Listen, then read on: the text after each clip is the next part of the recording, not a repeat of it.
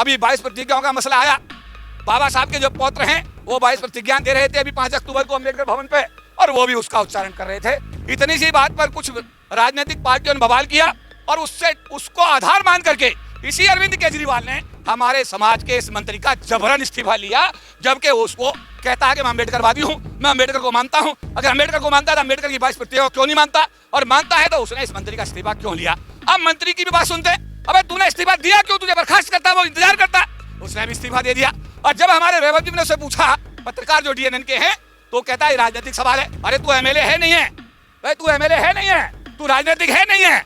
और आज भी वो कहता है मेरे मंत्री, मेरे चीफ मिनिस्टर, मेरे केजरीवाल जी और मेरी पार्टी। तो अगर वो पार्टी का आदमी है तो मैं कहना चाहता हूँ, समाज को स्पष्ट करना चाहता हूँ, ये समर्थन जो दिया है समाज ने बाबा साहब की 22 प्रतिज्ञाओं के लिए दिया है, ना केपी चौधरी को दिया है, ना राजेंद्र पाल गौतम को दिया है।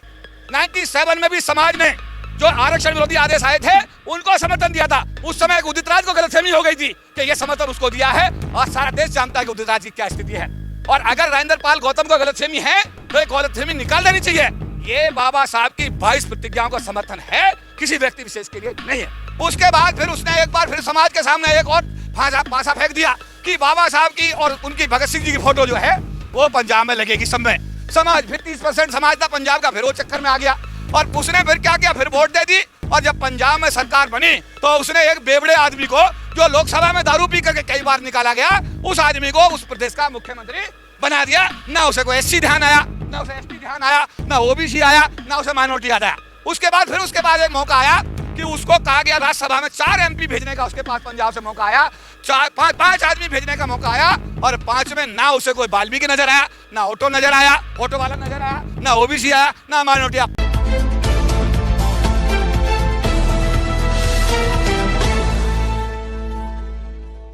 और झाड़ू का चुनाव चिन्ह एक आदमी लेने में कामयाब हो जाता है तो झाड़ू से ही लोग प्रभावित हो जाते हैं और उसको इतना समर्थन देते हैं कि 70 में 67 सीटें उसे दी, जो दुनिया का सबसे बड़ा लोकतंत्र का एक इतिहास बना दिया।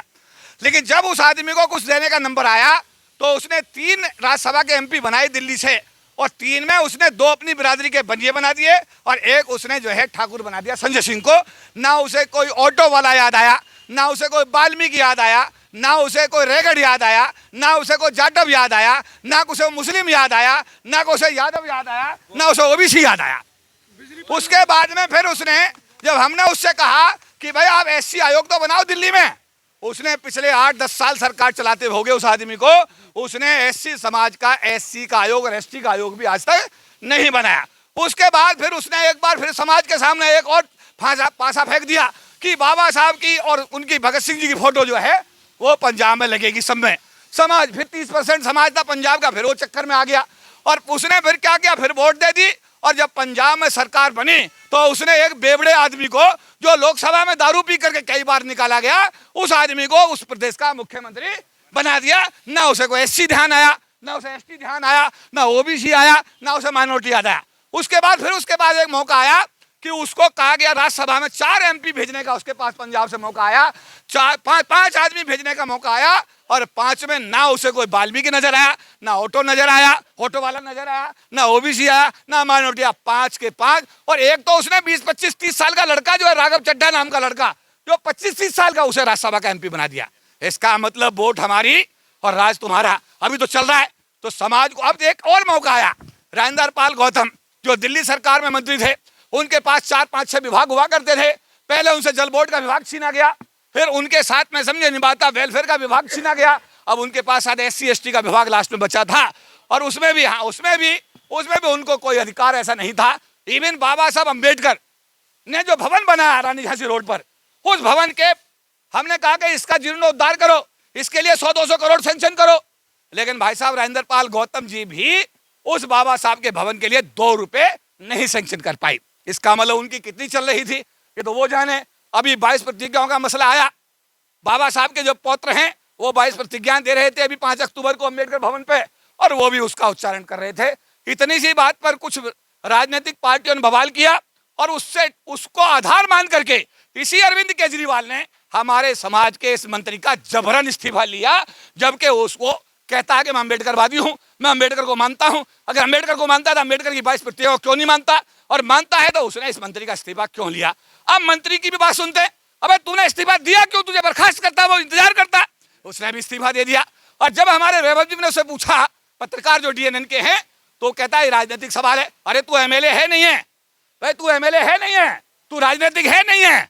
और आज भी वो कहता है मेरे मंत्री, मेरे चीफ मिनिस्टर, मेरे केजरीवाल जी और मेरी पार्टी। तो अगर वो पार्टी का आदमी है तो मैं कहना चाहता हूं, समाज को स्पष्ट करना चाहता हूं, ये समर्थन जो दिया है समाज ने बाबा साहब की 22 प्रतिज्ञाओं के लिए दिया है, ना केपी चौधरी को दिया है, ना राजेंद्र गौतम को दिया है। 97 में भी समाज ने जो आरक्षण विरोधी आदेश आए थे उनको समर्थन दिया था। उस समय उदित राज को गलतफहमी हो गई थी कि यह समर्थन उसको दिया है, और सारा देश जानता है कि उदित राज की क्या स्थिति है। और अगर राजेंद्र गौतम को गलतफहमी है तो ये गलतफहमी निकाल देनी चाहिए। ये बाबा साहब की 22 प्रतिज्ञाओं का समर्थन है, किसी व्यक्ति विशेष के लिए नहीं है। समाज तो बड़ा भोला है, फ्री की बिजली, फ्री का पानी पी रहा है और सड़क पर नहीं उतर रहा है। देखिए, मैं कहना चाहता हूं समाज के लोगों से समझ लें, केजरीवाल जी अपने पिताजी के घर से आपको 5 पैसे नहीं दे रहे, अपनी पत्नी जो उनकी आईआरएस थी उसके वेतन से पैसे नहीं दे रहे। अरविंद केजरीवाल जी इस दिल्ली की जनता के टैक्स से जो पैसा आ रहा है वो उसमें बांट रहे हैं, तो अपनी जेब से कुछ नहीं दे रहे हैं। पब्लिक का पैसा पब्लिक में बट रहा है, इसलिए पब्लिक इसको एहसान न समझे कि केजरीवाल अपनी जेब से कुछ दे रहे हैं, ऐसा बिल्कुल नहीं है, ये हमारा पैसा है। देखिए, मैं याद दिलाना चाहता हूं, जब इस देश में कोविड आया था, कोई यहाँ पे सेब बेचने वाला ठेले पर नहीं दिखाई दिया, कोई आदमी कारपेंटर अपना काम नहीं कर रहा था, कोई आदमी सब्जी नहीं बेच रहा था। देश की आर्थिक स्थिति माइनस में चली गई थी। इसका मतलब इस देश को बनाने में जो आदमी ईंट ढो रहा है, जो सड़क बना रहा है, जो सब्जी बेच रहा है, जो आदमी कारपेंटर का काम कर रहा है, ये लोग इस देश की इकोनॉमी को, इस देश की अर्थव्यवस्था को सुधारते हैं। इस देश को बनाने में इन लोगों का योगदान है। अगर ऐसा ना होता, जब सब घरों में बंद रहे 2 महीने, तो उस दौरान कहां गया इस देश का अर्थव्यवस्था, क्या हुई, आप सबने देखा, हमने देखा। इसलिए अगर आपको कोई कुछ दे रहा है तो आप पे एहसान नहीं कर रहा, आप इस देश की व्यवस्था, आर्थिक व्यवस्था को ठीक कर रहे हैं, इस देश की इकोनॉमी को मजबूत कर रहे हैं, इस देश को बनाने में आपका योगदान है। इसलिए अगर आपको कुछ दिया भी जा रहा है तो आपका एहसान है, वो आप ही का अपना पैसा है। लाखों लोगों का संगठन का आप प्रतिनिधित्व कर रहे हैं, और बहुजन राजनीति में एक कहीं ना कहीं बड़ी जो राजनीतिक हलचल है वो दिखाई दे रही है। कैसे समाज को इससे उबारने का काम करेंगे? देखिए, समाज समझदार है, समाज अभी मायावती के विरुद्ध जाने को तैयार नहीं है। समाज बहुत समझदार है। देखिए, मैं एक बात कहूंगा, हिंदू मुस्लिम कब तक, मैं रूस की बात करता हूं। रूस में जार शासन था, वहां पर जो है लोग, जब भूखे नंगे लोग रूस के जार के किले के बाहर आए तो पूछा कि ये कौन लोग हैं, कि ये भूखे नंगे लोग हैं, इन्हें क्या चाहिए, इन्हें ब्रेड दे दो, इन्हें रोटी चाहिए तो इन्हें ब्रेड बांट दो, ब्रेड थी नहीं। और रूस में क्रांति हुई और व्यवस्था बदली। हिंदू मुस्लिम कब तक और भारत पाक कब तक? आम आदमी अगर गैस सिलेंडर की बात करता है तो गैस सिलेंडर तो सस्ता होना चाहिए, पेट्रोल तो सस्ता होना चाहिए, आम आदमी को खाने के लिए चीजें मिलनी चाहिए।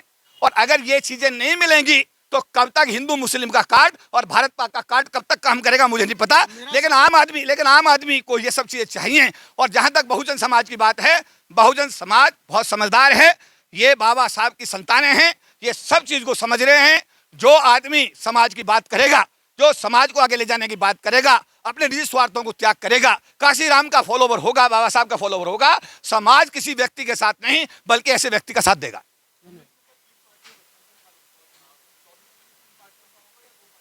देखिए, ये फैसला लेने के लिए मैं सक्षम नहीं हूं, मेरे राष्ट्रीय अध्यक्ष इसमें फैसला लेंगे, और जब पार्टी की मीटिंग होगी और राष्ट्रीय महासचिव के रूप में अगर उसमें मेरी कोई भागीदारी होगी तो समाज की बात मैं पार्टी के सम्मुख अवश्य रखूंगा।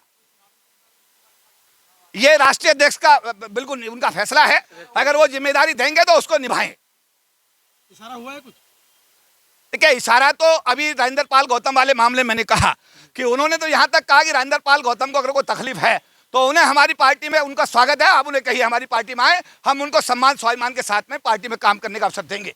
तो ऐसा अवसर तो है। और 3 राष्ट्रीय पदाधिकारी मेरे साथ, प्रबोध कुमार जी जो मायावती जी की सगी बहन के बेटे हैं, पारिवारिक सदस्य हैं, उसके बाद आज राष्ट्रीय लोकदल के राष्ट्रीय सचिव बने हैं। ओपी सागर साहब पूरे उत्तर प्रदेश के हर जिले में आईपीएस के रूप में, आप कहीं एडिशनल एसपी, कहीं डिप्टी एसपी, कहीं एसपी, कहीं एसएसपी, कहीं आईजी, डीआईजी, पूरे प्रदेश में रहे हैं।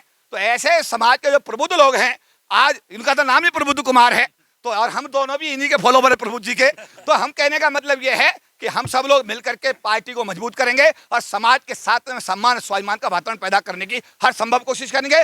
माननीय बाबा साहब अम्बेडकर, माननीय काशीराम का सपना पूरा करने में हम तीनों साथी अपने समाज की सलाह लेकर अपने समाज की सलाह मशवरा लेकर के कोई अपने समाज को कभी निराश नहीं करेंगे और समाज की कसौटी में हमेशा खरा उतरने की हर संभव कोशिश करेंगे। बहुत बढ़िया। समाज के बीच बाबा साहब अम्बेडकर और महात्मा गांधी के बीच जो पुणे पैक्ट हुआ था 1932 में, हमारा कहना हमारे पास व्यापार नहीं, हमारे पास कृषि एग्रीकल्चर नहीं, हमारे पास रोजगार नहीं, हमारे पास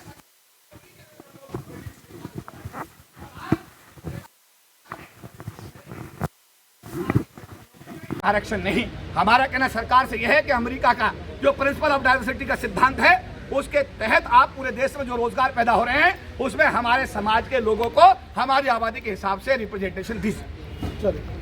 धन्यवाद। अगर आप चाहते हैं गरीब हर वंचित इंसान की आवाज आप तक पहुंचे तो हमारे चैनल को सब्सक्राइब करें और बेल आइकन का बटन दबाना ना भूलें। देखते रहिए बहुजन हलचल न्यूज।